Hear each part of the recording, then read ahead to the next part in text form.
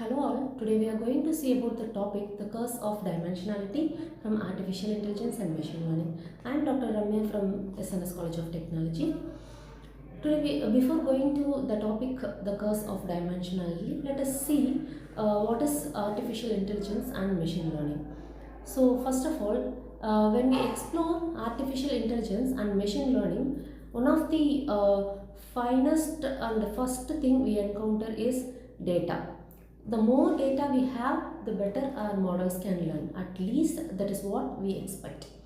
In real world AI systems, especially in domains like image processing, finance, genomics or speech recognition, data sets may contain hundreds or even thousands of features also.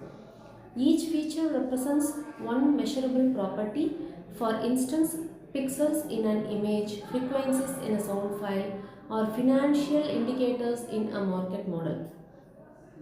At first, it is tempting to think that having more features automatically improves prediction accuracy. After all, more data means more information, right? However, as dimensions increase, something counterintuitive happens. Models begin to lose efficiency, distance lose meaning, and patterns become harder to identify. This paradox is what we call the curse of dimensionality.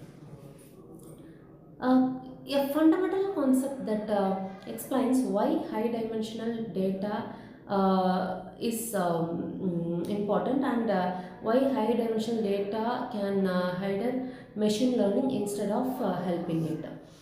Uh, by the end of the session, we will understand what exactly happens when we work in high dimensional spaces, why it becomes mathematically and computationally challenging, and how dimensionality reduction techniques come to our rescue by simplifying complex data into meaningful low dimensional presentations. So let us first define what we mean by dimensions. In mathematics, each feature or variable in a data set represents a dimension. For example, a data set with height and weight, which means that it is a 2D space. And if we add age, then it is a 3 dimension. If we add 97 more attributes, then it is a 100D space. So when we move from 2D or 3D to hundreds of dimensions, we enter a space that cannot be visualized and where geometry behaves very differently. So the curse of dimensionality, coined by mathematician Richard Bellman in the 1960s, refers to the potential increase in computational complexity and data sparsity that occurs when dimensions rise.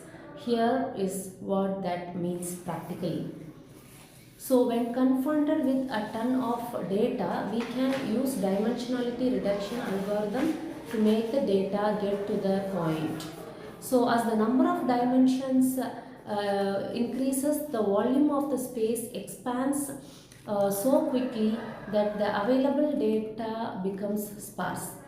To maintain the same density of data points, we would need exponentially more samples, something that's really possible in reality. So while high dimensional data sets appear rich, they are actually empty in a mathematical sense. Most points are far apart and algorithms struggle to find meaningful patterns among them.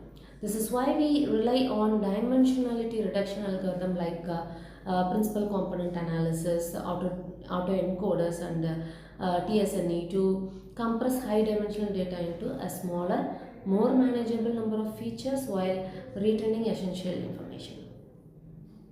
So we call data high dimensional when the number of features is very large compared to the number of observations. So for example, 1000 customers each described by 500 attributes, that is a high dimensional data sets. 100 images each with 10,000 pixel values, again it is highly dimensional. So why is this a problem?